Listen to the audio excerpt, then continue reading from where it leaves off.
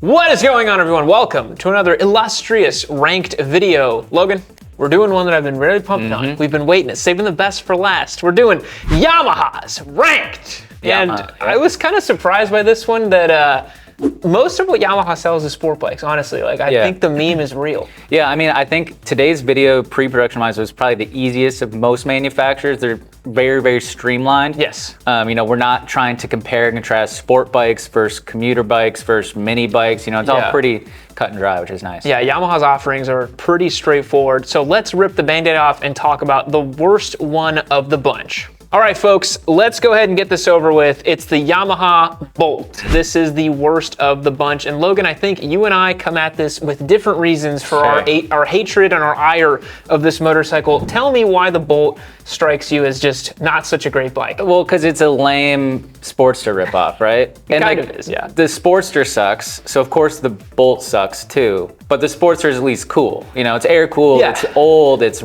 you know, shakes like crazy, it makes cool sounds. The Bolt kind of sterilizes all the things that make the Sportster rough around the edges and characterful and stuff. And it's just not what Yamaha's good at. Yeah, I think the Bolt shakes in ways that are undesirable. The Bolt has that crazy notorious wobble death thing. Wobble thing. The Bolt also, much to Logan's point, we test rode and reviewed one. Man, it leaves a lot to be desired. It's just not a very interesting motorcycle. It's not really well executed. Just kind of a bit of a question mark, kind of like, what was Yamaha thinking here? So we rated this one pretty low. The total score on it was pretty far down the order. And so, yeah, it ends up being down here. And one theme you're gonna notice here is that Yamaha has some of these older models that you can clearly tell they pay no attention to anymore. Kind of pulling a bit of a Suzuki, you know? In certain ways, yeah. Some of the stuff that you obviously know Yamaha is gonna rank higher up on today's list, you see a lot of time, effort, R&D, energy. Some of the stuff down here, they're just like, oh, what, we make that? Okay, print another one out for another year. So the next one is gonna be a similar story to that. All right, next up, from worst to best, Yamaha's ranked for today. It is the V-Star 250. I forgot they made this bike, honestly. Yeah, I mean, if you remember a time in the not so distant past, they had a whole run of V-Stars, right? That's they had little V-Stars, big V-Stars, medium V-Stars. Those are all gone. All gone, except the 250 is still kicking around. Except the 250. Now, this one, you might be like, you really rank that above the Bolt? Like, seriously? But consider this. Baby V-twin. It is a 250cc V-twin that is adorable, that is like kind of novel and fun, you know, kind of falls in that Rebel 250 kind of range. Ultimately, very old, very antiquated, you know, certainly better options for you to buy in today's marketplace, but still pretty cheap for what you get though. I mean, it's a cheap one. Right around $5,000. It's one of those that it's kind of the the MSF industrial complex. Like there are these certain bikes that still are being made. That's a great way of putting it, because the MSF just buys new ones every 5 or 10 years. Yes. And and it's like if you're a brand new rider and you just like a cheap whatever motor, you probably find one $1,500 or something on marketplace. This feels like the type of bike that if you pay over $1,200 for, you're a fool. You know, like, I mean, certainly somebody's buying them brand new at the dealership. That kind of boggles my mind. This has to still be carbureted, right? Yeah, maybe kickstart even. I don't think it does, but it's just really old school, really antiquated. You know, even in the entry-level cruiser category, Rebel 500 is a more interesting bike. Even Rebel 300, the V-Star 250. Again, cannot believe Yamaha's still making it. It's still on the website. They're still out there. I guess you can buy one and live like it's 1987 all over again.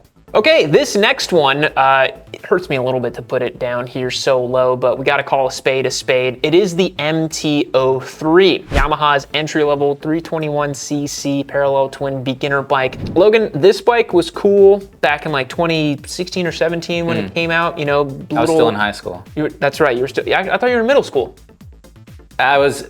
Oh, you were a freshman, that's right. Yeah, I was held back, so I was held back in the 7th grade. Yeah, that kid had it coming though, so whatever. All right, MT-03 though, this bike, it just hasn't really kept up with any of the competition. You know, you talk about the new CF Moto NK450, the Z500s, like Aprilia 210 457. Right. I mean, this is really outgunned nowadays. Yeah, and I think compared to a different bike of the same displacement from Yamaha that we'll talk about more in depth here in a minute, it just doesn't have the same allure, right? Like you're not going to use an MT-03 as like a track training tool or anything like that. It just, diminutive in like a not endearing way, right? Yeah, it's like 80% sized as a normal motorcycle. It kind of has the Grom effect to it. And the Grom effect. One of the claim to fame of this motorcycle, and I've seen online a lot, is that it is like a 28.6-inch seat height or something absurd like that. So smaller riders really love the MT-03 because it is very approachable from that size.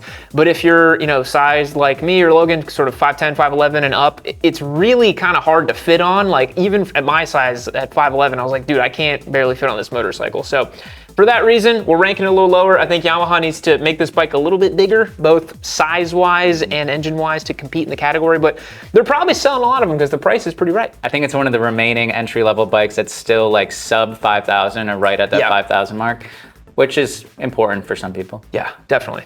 Moving on. So Logan, you alluded to this one prior, and of course it finds its way right next to it because a lot of the issues the MT-03 suffers from, the R3 suffers from as well. So long in the tooth, Yamaha keeps updating the styling, doing a little bit of like bold new graphics plus with this machine, but underneath the skin, it's fundamentally the same bike it's been since about 2015, and it's kind of not really keeping up nowadays. Yeah, it's just a little outgunned for sure. But like I alluded to when discussing the MT-03, it maybe has a little bit more staying power than the MT-03. Like it is a smaller engine than some of the competition, but it revs out a little bit higher. And like if you're into the sport bike thing, right, it's still a very affordable option as a first sport bike. But compared to a 450 SS, a Aprilia 457, it's, starting to look a little long in the tooth for sure. Yeah, the R3 also is a fantastic motorcycle if you want to start cutting your teeth racing.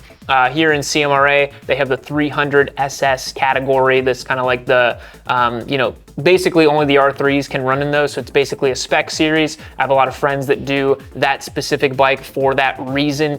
So if you want to get started racing, cheap, great entry point, skill appropriate for a lot of people who are novice racers. So the R3 still holding that torch, still pretty cool. And so does find its way 10th on the list today.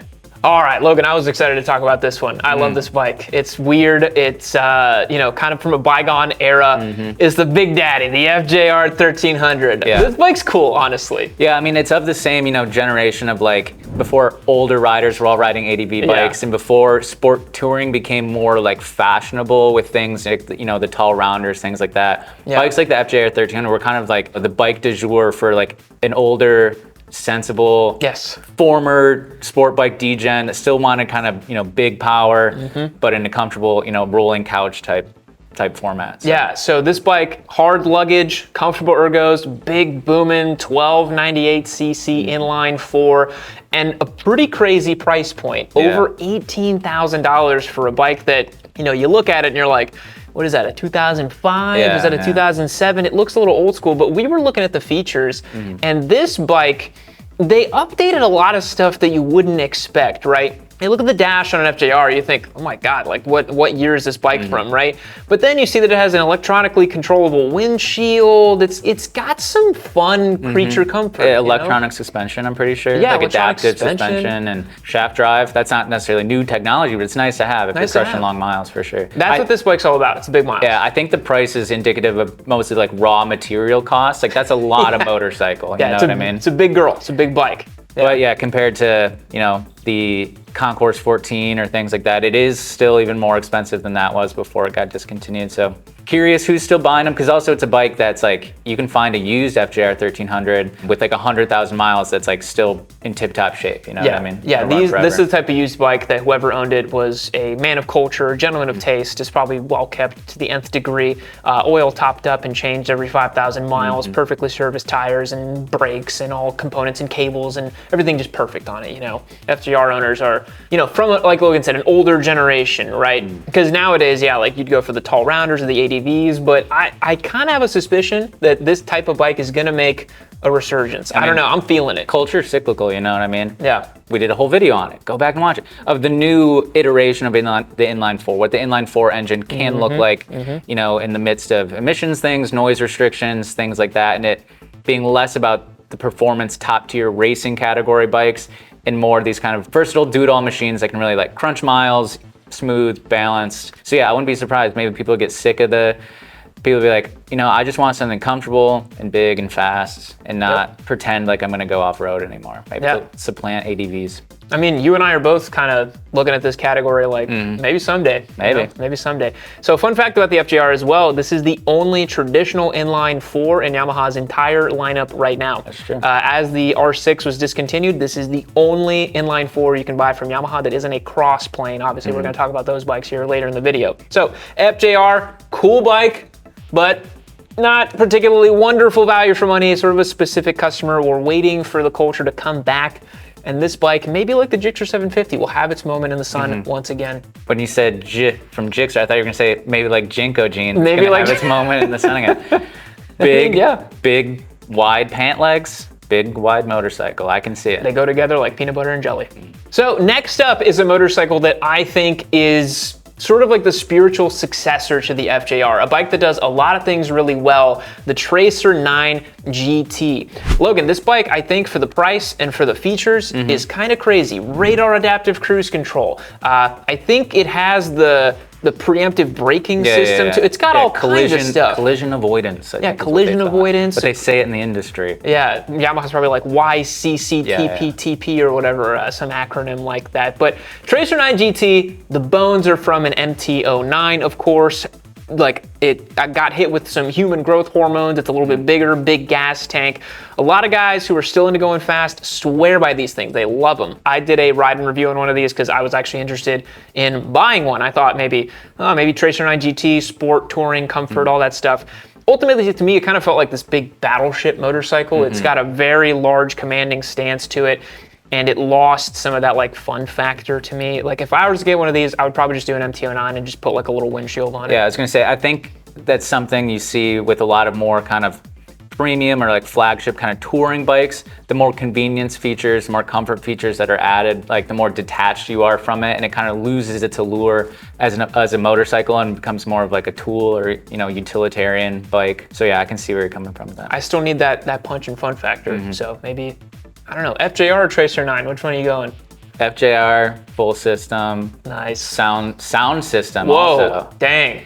That's true daddy bagger status. Yeah, high vis. Is the FJR considered a bagger? I guess so, You get right? big bags on it. I think if you put an aftermarket like trunk on it, you could get into, you could earn the title of a bagger daddy. Yeah, because they sell with hard cases on the side or whatever. But yeah, Tracer 9 GT also can come with hard luggage. To me, the FJR is very America coded. Tracer 9 GT is very Euro coded. Yeah, for sure. You know what I'm saying? For sure. Yeah. Moving on. So now you could say we're getting into the better half of Yamaha's offering. I don't know. Yes, technically. After we just talked about how we both want to buy FJRs, we're gonna now say, okay, I guess we're getting into the cooler half of the cooler half of the video. So of course, Yamaha's R1.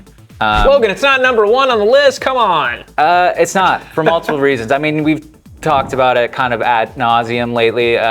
Leader bikes just aren't great for like everyday riding, right? Riding in the city or even riding on twisty roads. And that's sort of to bring it back to the conversation about the future of inline fours. Maybe these bigger, like bored out, oversized, lower revving inline fours, maybe a little bit more useful for everyday riding. But if you're a track day enthusiast or just like, a sicko that only wants to do one thing, the R1's a pretty sweet bike. Obviously the famous cross-plane inline 4, nothing else like it out there. And in an era of performance-oriented inline 4s going by the wayside, the R1 still firmly carries the torch. Yes, definitely. And as Logan said, that classic cross-plane sound reminiscent of Valentino Rossi on the M1. It's got a lot going for it, but ultimately a very specific type of motorcycle. Iconic for sure, but in a weird way, not too dissimilar from an FJR or a Tracer 9. It's like it can only really do one thing, and I would be hard-pressed to recommend the R1 to basically anyone except a high-level track day enthusiast or racer who is really chasing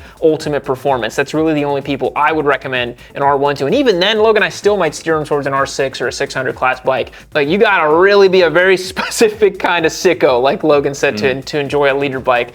But I think everybody, for at least once in their lifetime, even for 6 months to 12 months, as long as you live and survive your leader bike experience, it'll grow your character a little bit. So R1, 7th on the list.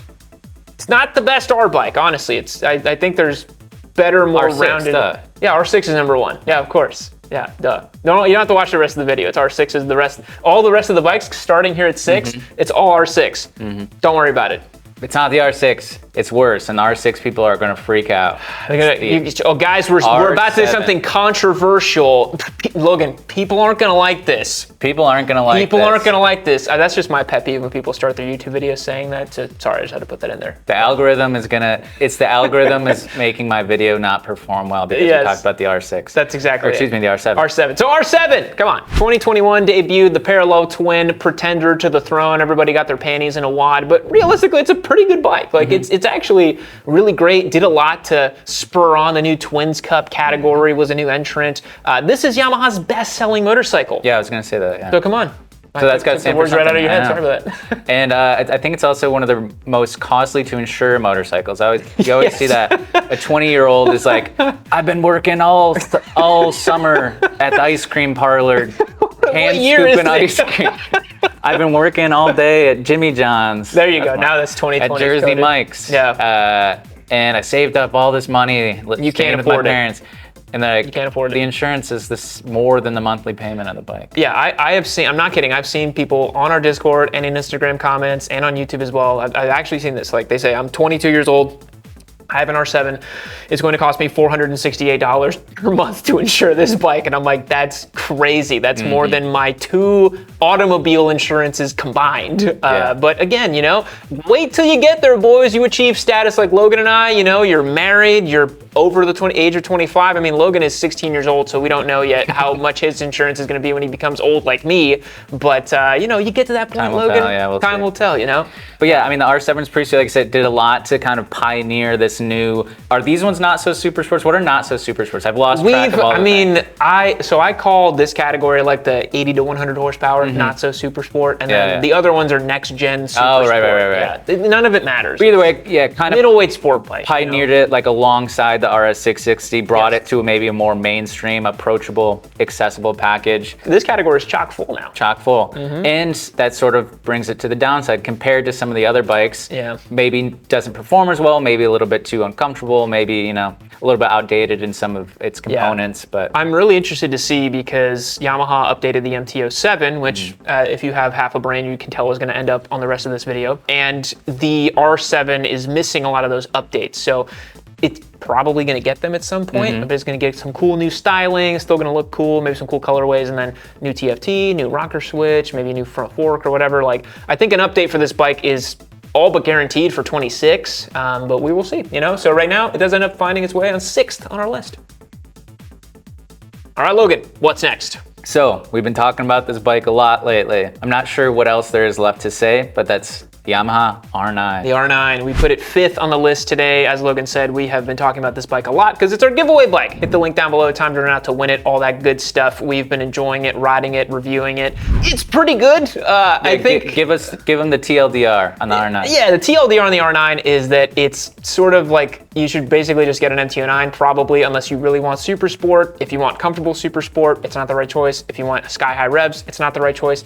If you just want a great all-rounder super sport for a good price, for good features, R9, solid choice. But that's kind of the rundown. Sure. Yeah, I mean, my experience too, coming from the new Panigale V2, which was so easy to ride, so light, and then jumping on the R9 was a little bit more uncomfortable, a little bit more purpose-oriented, it felt like. Yeah. And as someone who doesn't, I don't do track days, I don't really ride sport bikes, the V2 was very much like, I can cosplay as a sport bike guy and like enjoy this bike. Whereas on the R9, I was sort of like in over my head, I felt like. Yeah. But that's not to say it wasn't cool and fast and sound good and look good and everything, so. Yeah, it is a pretty sweet bike, and I think it's more well-rounded than the R7, better executed, and fits more people than the R1, so finds its way 5th on the list today. It is interesting when you think it too, like how hyped it was. You know what I mean? That it was gonna like blow the lid off of this bike. I said it in the review. I was like, this is the most hyped bike of the last 10 years because it really was. There was like Malaysian kids on Fiverr making renderings of this bike for the last 5 years, posting it on Instagram. And then it's just the hype levels for an R9 got so absurd. And then when it came out, it was kind of like, that's exactly what I thought it would be. Right. Like it wasn't even, like everyone thought it was like, it's gonna make 150 horsepower. They're gonna do like an MV F3. I'm like, no, they're not. Right. No, they're not.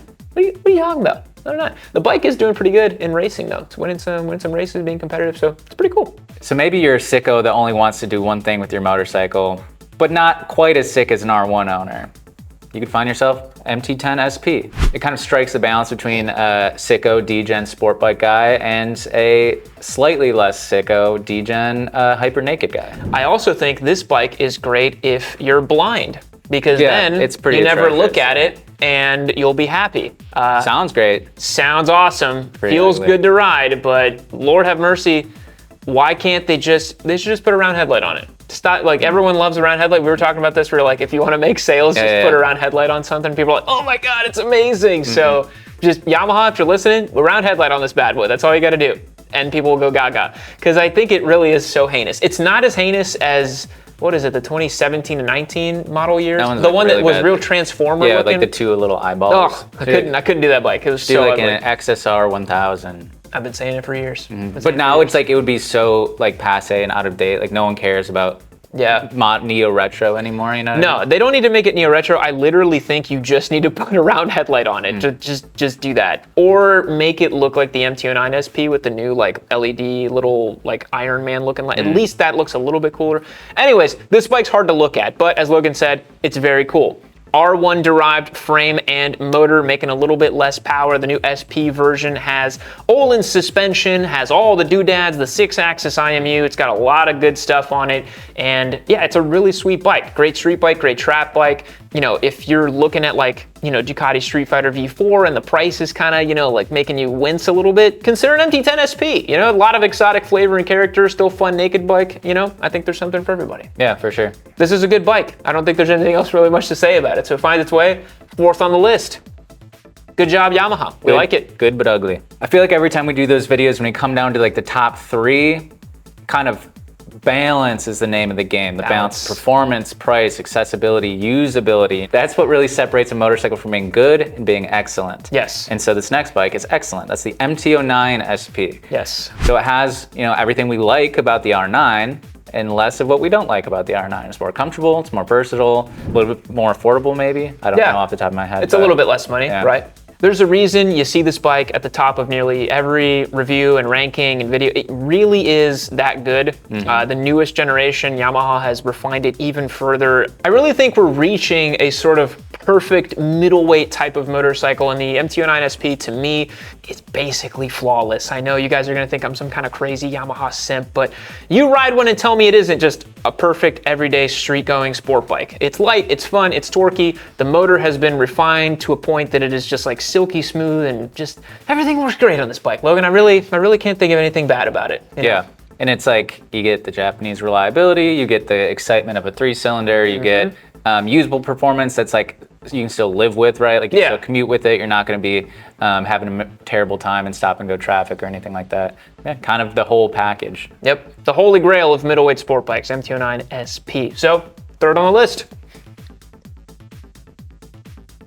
All right, Logan, what's next? The penultimate bike. Penultimate bike is the Tenere 700. Tenere 700 T7. Yep, so just classic Logan and Yam, you know, talking about how great middleweight ADV bikes are again. That's why we saved it for the end of the video, because people don't like that very much. That's right. The T7 really kicked off that like super hardcore middleweight ADV thing. And I think it does it better than basically any other bike.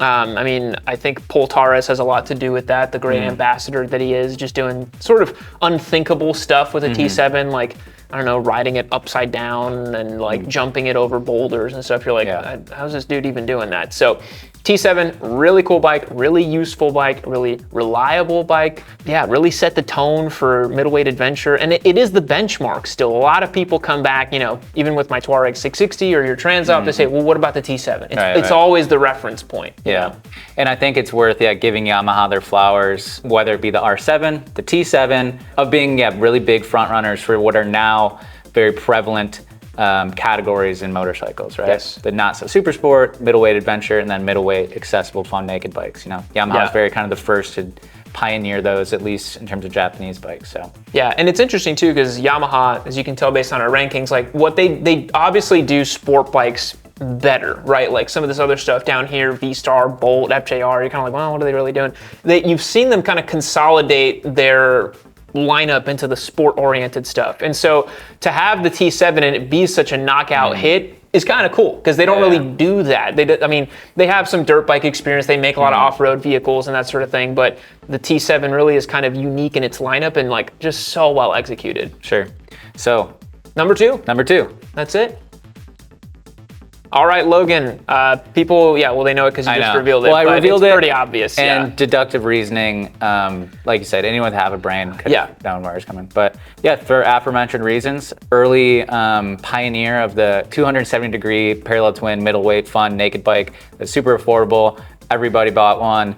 Super reliable. You could do all sorts of degen stuff with it, run forever. Yep. And it's recently gotten a nice little update because it was starting to look a little bit outdated compared to all the new stuff coming out in that category. Yeah, MT-07. MT-07. Yeah, I think this is, in my opinion, sort of like the spiritual successor to what the SV650 was. This is a bike that you can now pick up used all day, every day. They're bulletproof, reliable. You can do basically anything with them. You can kind of put some luggage on them. You can use it as a wheelie bike. You can use it as a commuter.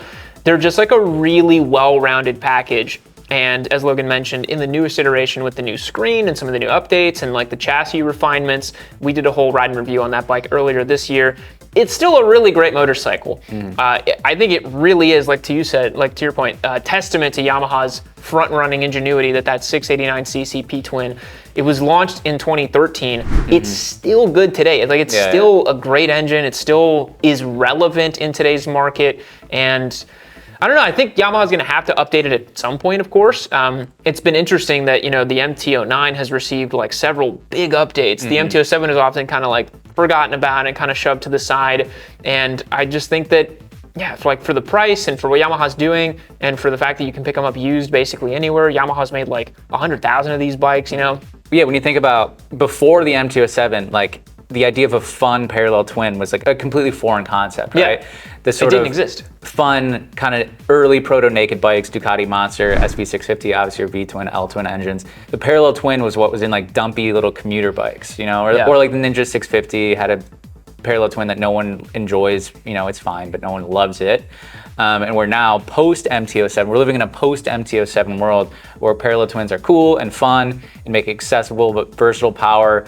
And the idea that you can build one engine and put it in a naked bike, a sport bike, an adventure bike, like that was, the MT-07 really kind of pioneered that. And now everybody does that. Yep. And so, just for significance alone, it's kind of MT-07 stay goated, That is a very fair point. And I think it really kicked off what I've called like the new age Japanese UJM, right? Like this 270-degree parallel twin between 650 to 800-ish cc's. All the big four are doing it, except for Kawasaki, but you got the Honda, Suzuki, and the Yamaha. They all kind of are the same thing. If you put a gun in my head and ask me which one's better, the Honda or the Yamaha, I'll probably tell you the Honda. But in this video for today, got some videos coming out on that later. But the MT-07, great bike, finds its way top of the pile on the list today. But as a bonus bike for you, this was something funny that ended up happening in today's video. There is a number 0, an S-tier bike, a secret bike that just through math alone, Logan ended up being number 1. Sometimes the numbers just don't lie. The numbers don't lie. This was real. This really happened. Drum roll, please. T-Dub. TW200. I'm not even kidding. This bike ended up being top of the pile because we rated it a 10 out of 10 for fun factor, and then it cost like $5,000. So it just ended up being.